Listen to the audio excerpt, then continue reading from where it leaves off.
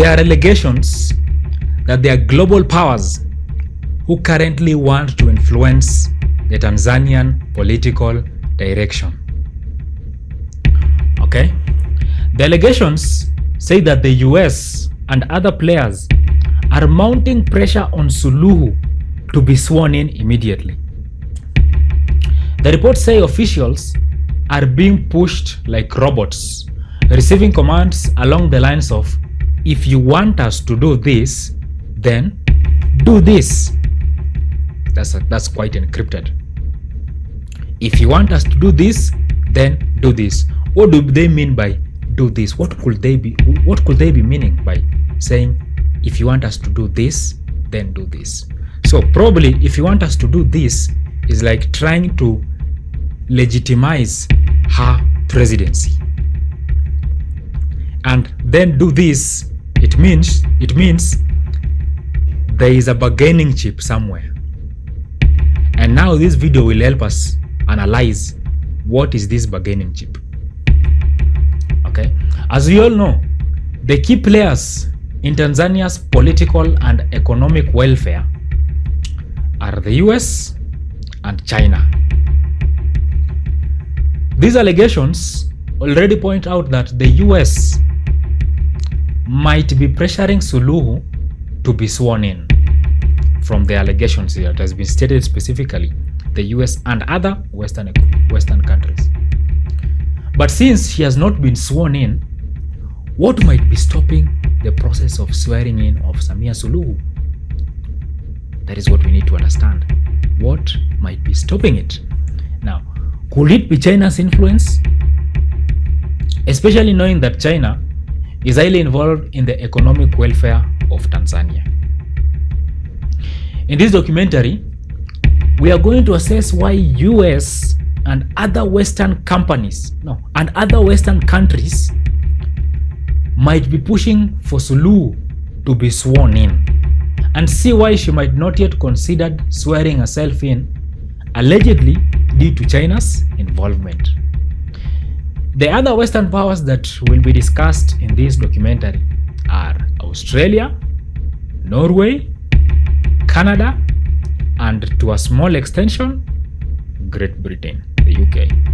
This documentary will provide evidence by assessing the economic interest in Tanzania and their rivalry with China. Let us start with the simple part. Why has Suluhu not yet been sworn in? And why do I think that China might be the one that is blocking that? The main reason is that China has a significant positive influence in Tanzania, evidenced by public's perception of Chinese involvement in the country.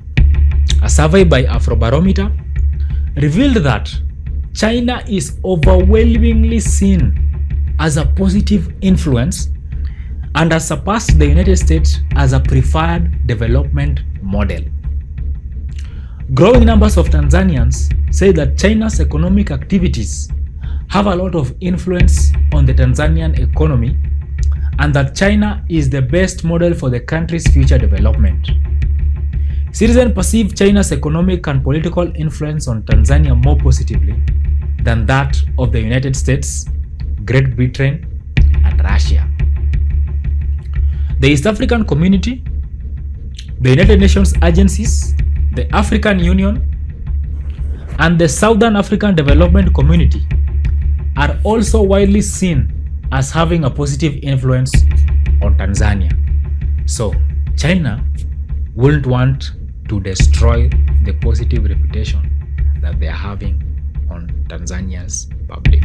So, this might be the reason why Suluhu has not yet been sworn in. It seems like Suluhu's legitimacy has not yet been assured by China. Okay. But the US is willing to risk that. Allegedly. But the US is allegedly willing to risk that. Why? The US has always said that they have no friends. They only have economic interests. They have no friends. It's just interests.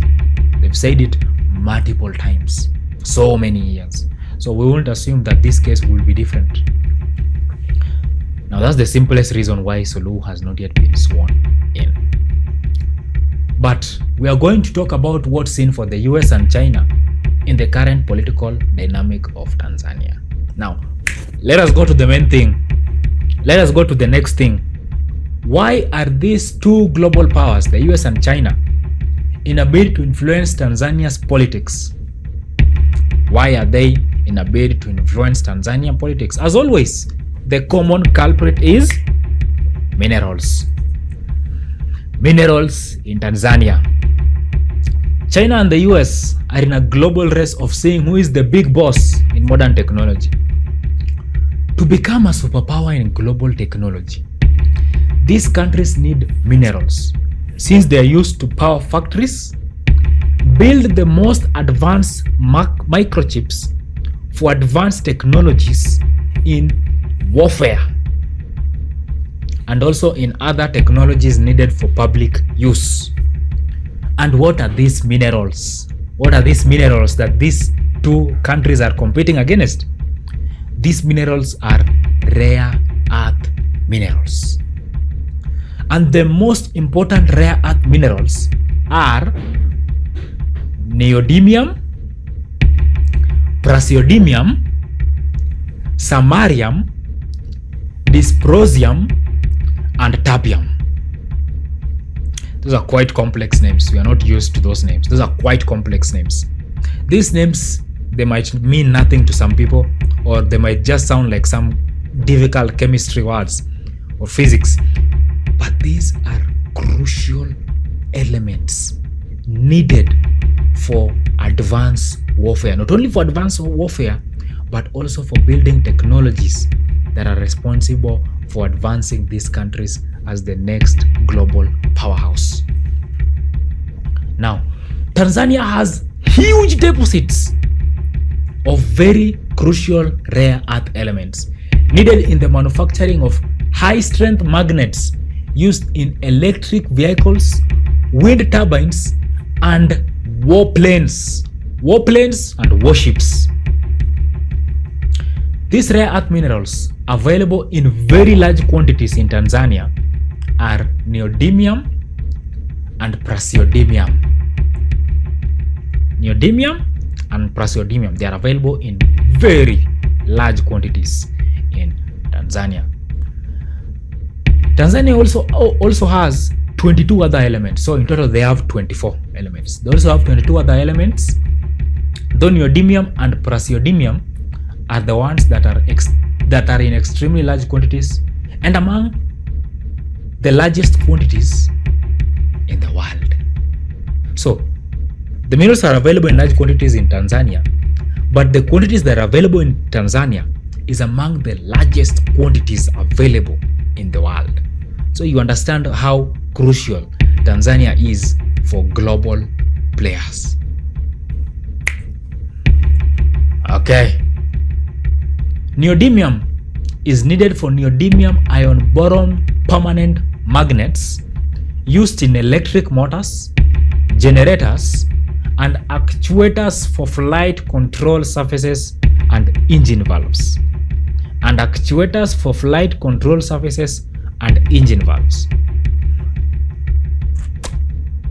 Praseodymium is important in the permanent magnets that support flight control and stealth functions. Let me repeat that again. Praseodymium is important in the development of permanent magnets that support flight control and permanent magnets. Now this is where the juice is. Praseodymium is needed for development of warplanes. And some of these warplanes are B-2 bomber. B-2 bomber. I know most of you remember B-2 bomber, the one that was used to bomb Iran nuclear sites when Iran was warring with Israel. Okay, the B-2 bomber. I did a documentary on B-2 bomber. You can watch it after this video. It's quite an informative documentary. I'll also leave a link to the description of this video in the description section of this video on YouTube. Okay, but also remember that China has stealth warplane, and that is the J-35 fighter jet. Now, these minerals, the praseodymium, like I've said before, it is needed to make these two planes undetectable. It is needed to manufacture components that these planes need to be undetectable. So you understand how crucial Tanzania is to these global players. Okay? And these countries, they are willing to do everything they can to ensure access to these rare earth elements. Okay? They're willing to do anything for them. Now, China holds a near monopoly on rare earth minerals and their processing, making it a global powerhouse in modern technology. Since the US began imposing trade tariffs on China, China imposed crucial tariffs on rare earth mineral exports to the US. The US noticed the repercussions it might have on their defense industry, which is extremely important for their dominance as a global powerhouse. So the US decided to reduce its reliance on China. Remember, China holds a monopoly on rare earth minerals. Okay, I've talked about Tanzania having significant quantities of neodymium and praseodymium, but also remember, China has very large quantity, one of the largest quantities in the world of rare earth elements. Okay, and China is the one that has been enjoying the monopoly of these rare earth minerals. But right now, the US is trying to secure access to these rare earth minerals. They're trying to secure it by expanding their mining activities in their country and also outside their country. And Tanzania might be one of them, especially now. Right now that Tanzania is experiencing political turmoil, Tanzania might be a very juicy friend. Note that the US defense industry is heavily reliant on Chinese rare earth elements. The US defense industry is heavily reliant on Chinese rare earth elements. Could this be the reason why they might be urging Suluhu to be sworn in? Remember that I've said that they're trying to secure access to these rare earth minerals. Okay, so could this be the reason why the US is pressuring Samia Suluhu to be sworn in immediately? Because probably they want to strike a deal with Samia Suluhu. You know, during times of political upheaval, the president is always compromised. The president has no bargaining chip. The bargaining chip of a president during times of political upheaval is to sell off the country. There's nothing more. Sell off the country, and they will ensure your legitimacy and prevent you from the legal repercussions of the crimes against humanity that you're committing. Right now, the crimes against humanity that Samia is committing is unbelievable.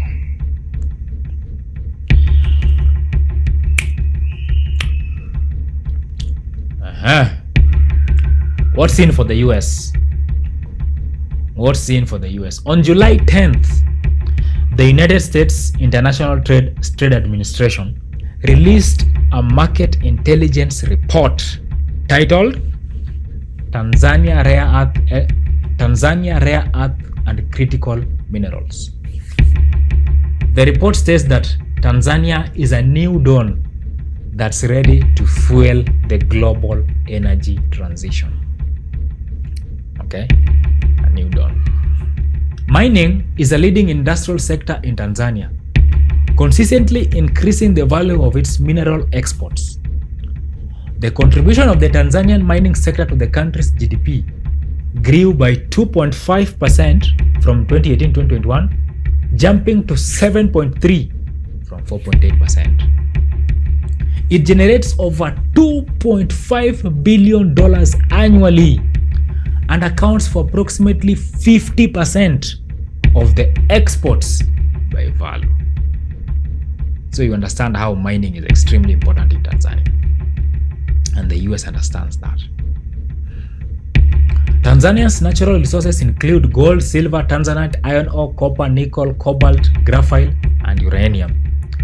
Tanzania is also a wide expanse of approximately 24 earth elements, the rare earth elements, with neodymium and praseodymium being one of them, and critical minerals currently in exploration. Okay? As the energy transition takes hold, the demand for rare earth elements and critical minerals is ever increasing. Working to meet this demand, mineral exploration in several parts of Tanzania has increased substantially in recent years. The sector has attracted new foreign direct investment in mineral development exploration, and local investment has surpassed $1 billion. The government of Tanzania intends to increase mineral earnings by 33% over the next 3 years. Remember, this report was released on July 10th, 2023, marking a revenue increase of up to $302 million between 2023 and 2024. With such ambitious plans, the foundation has been established for Tanzania to see a boom in its mining fortunes. It is estimated that the sector will reach $6.6 billion in value by 2027.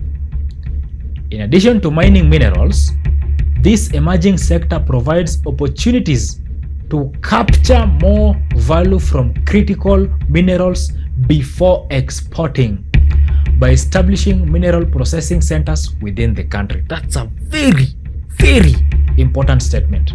By establishing mineral processing centers within the country. Remember, China holds the monopoly of refining and processing these minerals.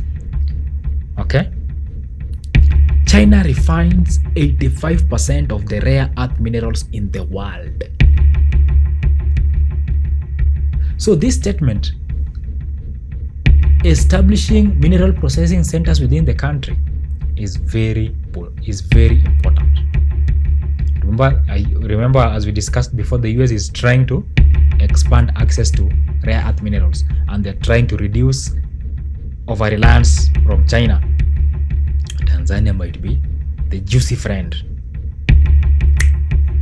Potential opportunities for US firms include key mining infrastructure, services, and equipment such as excavators, bulldozers, crushers, and mineral scanning and imaging technology. This market analysis of Tanzania's mining sector is extremely crucial in the country's politics.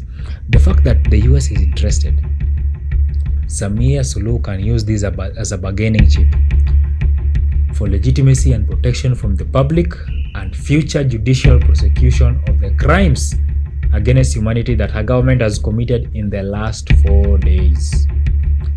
People have been saying that the number of killings that has happened in Tanzania in the last 4 days are now exceeding the 2007 and 2008 post-election violence killings in Kenya. In Kenya, the official numbers is 1,500. The official numbers. Remember, the official numbers most of the time they don't reflect the actual number. But now in Tanzania, in just 4 days, reports are saying that the number could have exceeded this. Because in the last 3 days alone, it was 700. Today, November 2nd. So there are people on TikTok who have friends in Tanzania. they're saying that the killings are ongoing and the protests are still ongoing. So it's very likely that the numbers are through the roof. Let us talk about the 3 main projects in Tanzania that are responsible for mining minerals in the country. The first one is Ngwala Rare Earth Project. The second one is Wigu Hill Rare Earth Element Project. The third one is Nyanzaga Gold Mine. Nyanzaga Gold Mine.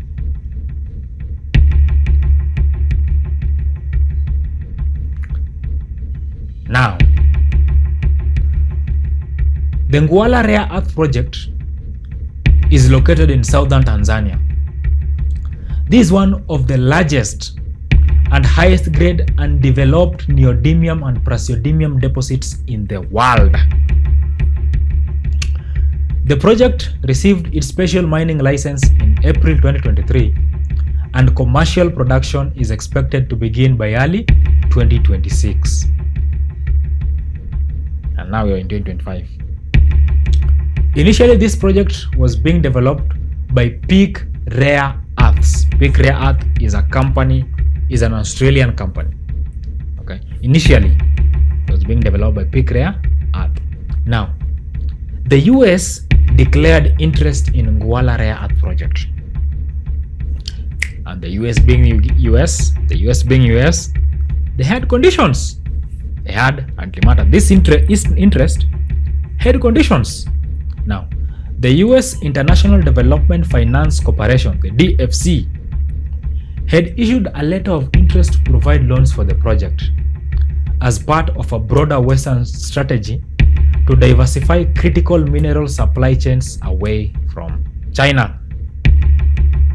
However, China being China, China's Shanghai Resources, a company in China, Chinese company, had already established a relationship with Peak Rare Earths, including a significant equity of around 19.9% and an agreement to purchase 100% of the rare earth concentrate produced at Ngwala. 100% to purchase all the rare earth elements produced at Ngwala, and they have a 19.9% stake. So basically this means that Shanghai Resources, the Chinese company, has taken over. Peak Rare Earth has taken over the Ngwala project. Okay, so China has 100% influence on Ngwala project.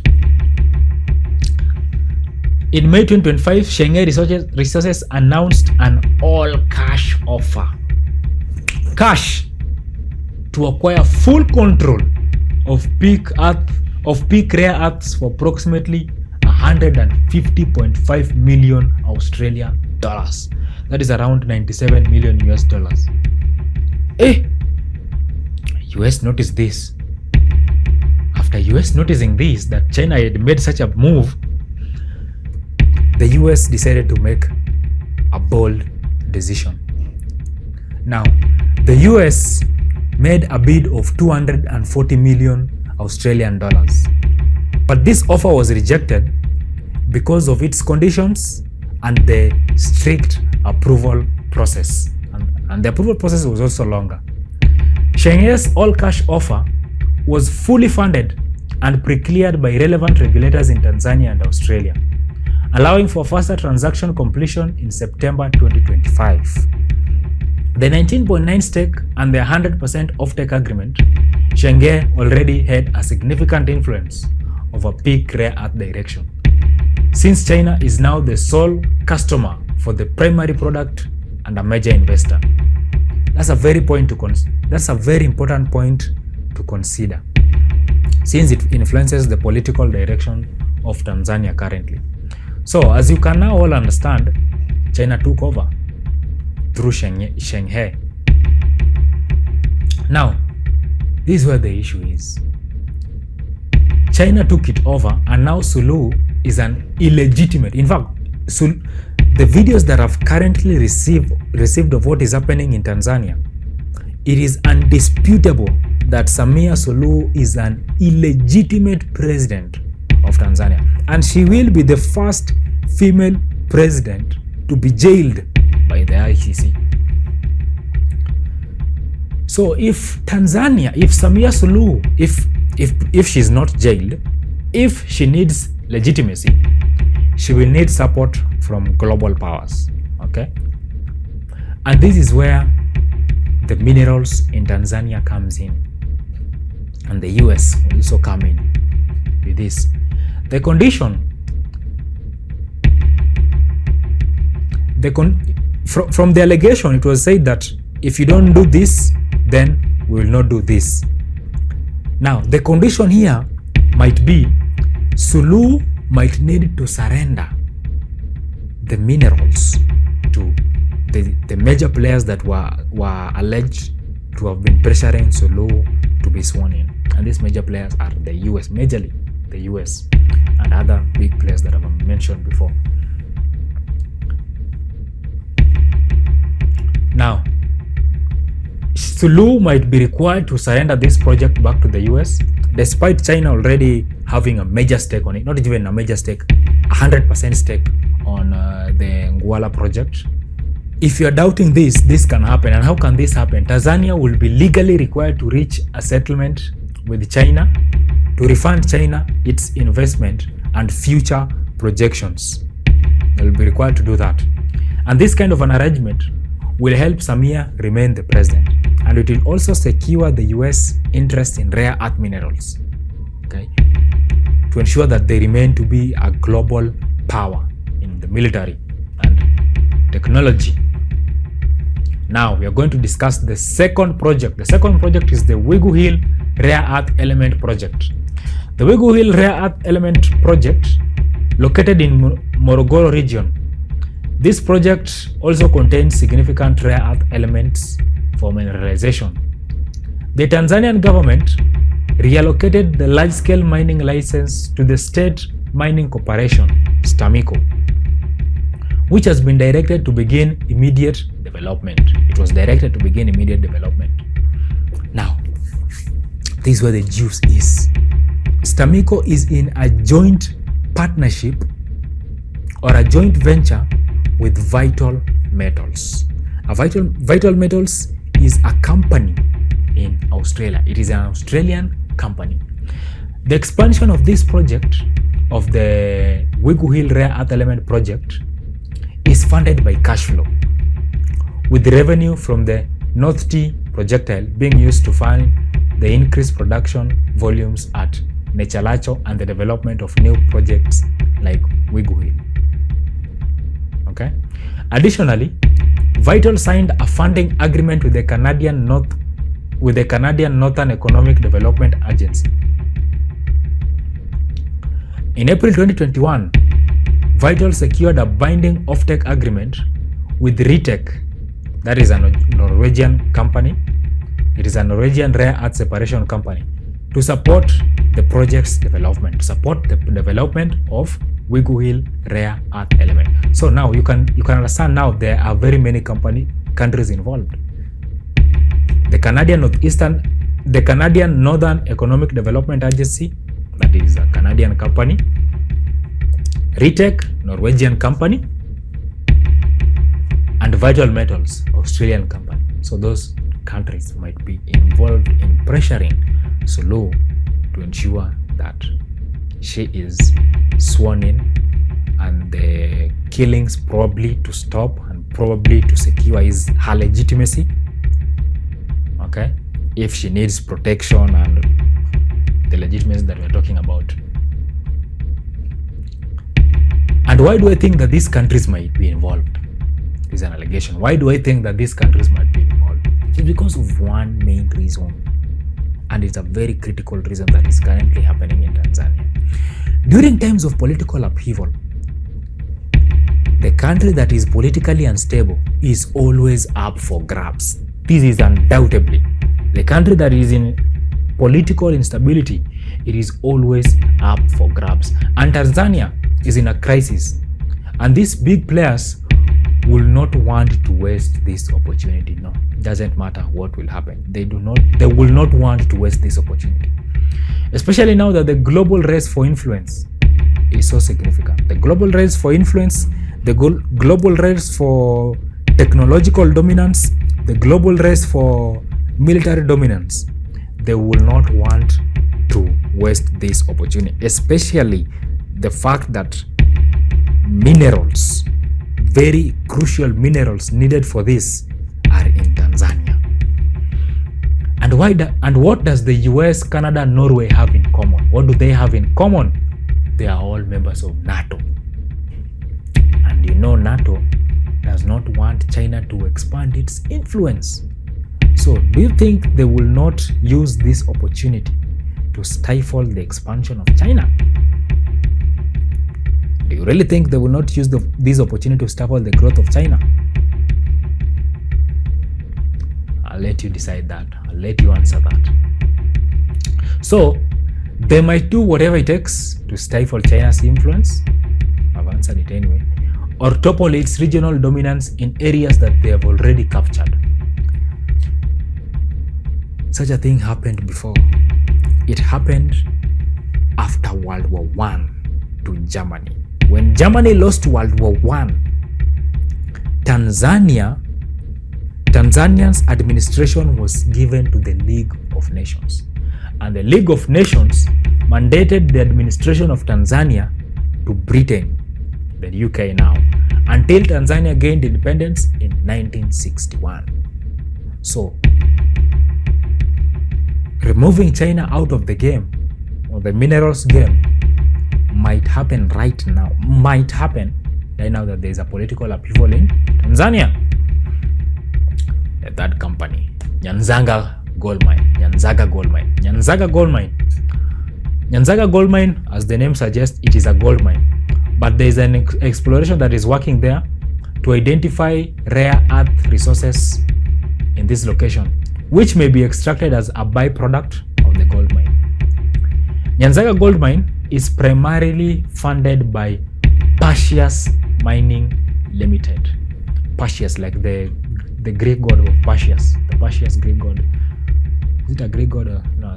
I don't know if it's a Greek god. I can't remember clearly, but that's not the main point.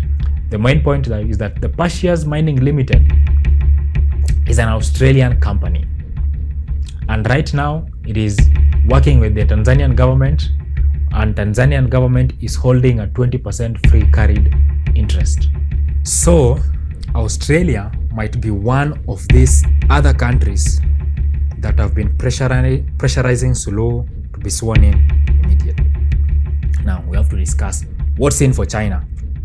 Why do you think China has not been pressuring Suluhu to sign in? Why do you think the fact that Suluhu has not yet been sworn in? Probably the major player that hasn't yet agreed to endorse Suluhu might be China, especially considering the investment that China has made in Tanzania. China has invested over $9 billion in Tanzania. This amount that span across over 1,000 projects in Tanzania. But the US has only invested more than $1 billion, probably is less than $2 billion. That was in 2022, the amount was $1 billion, but in the amount that China invested was over $9.6 billion across over 1,000 projects. This gives China more leverage on Tanzanian politics and Tanzanian economic issues. Even though these countries like to brag that they don't engage in the political welfare of these countries, you cannot make such an investment in a country and not have a say on the political welfare of the countries. Okay? Because it is through these politics that determine the success of your investments. Okay, we cannot avoid that. We cannot ignore that. That's a simple fact. It is through politics that these investments will be lucrative and their investments will be secured.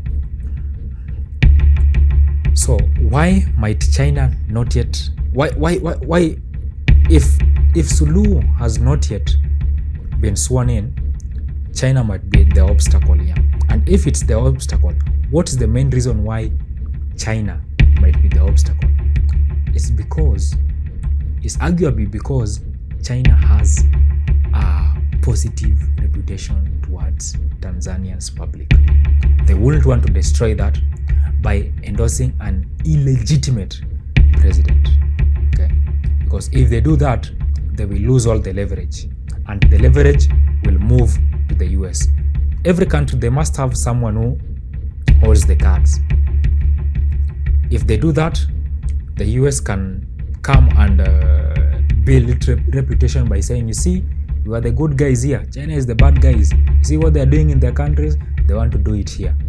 So this is just as my own analysis and speculation. And also, we have to understand that China enjoys monopoly on rare earth minerals. We've talked about that before. It enjoys monopoly in the production and refinement of rare earth minerals.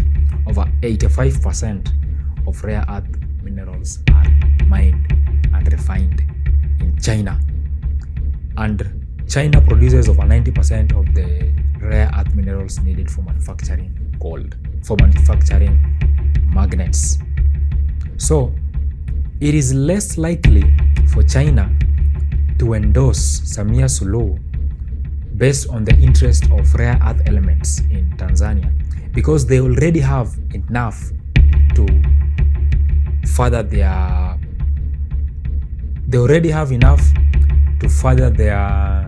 military dominance over the world.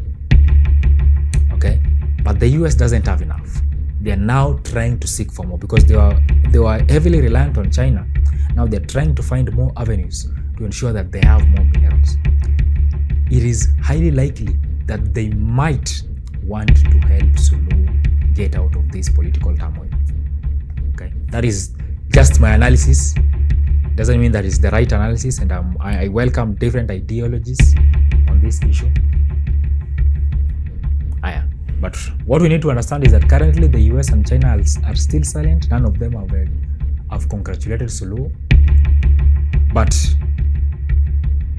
all of us, we are going to agree that Suluhu might be the first female president to be arrested by the ICC. The images that Tanzanians have shared with me just a few minutes ago, the images that the Tanzanians have shared with me are extremely horrific. Bodies are piled across the streets, across hospitals. People are walking with gunshot wounds that I've never even seen in wars. The images of war that were happening in Gaza, some of these people are walking with wounds that I've never seen before. I've seen a video of someone walking with a bullet wound that I can insert my fist on their cheeks. Not my fist, a child fist on their cheeks. It's extremely horrific. It's extremely horrific. And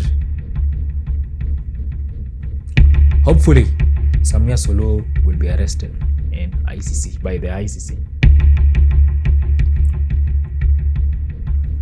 I think we've reached the end of the video. Make sure to watch some of my documentaries that I made before. I've made quite a number of documentaries. Ensure that you watch some of them. This is the only way that you can support me. Like, share, and subscribe.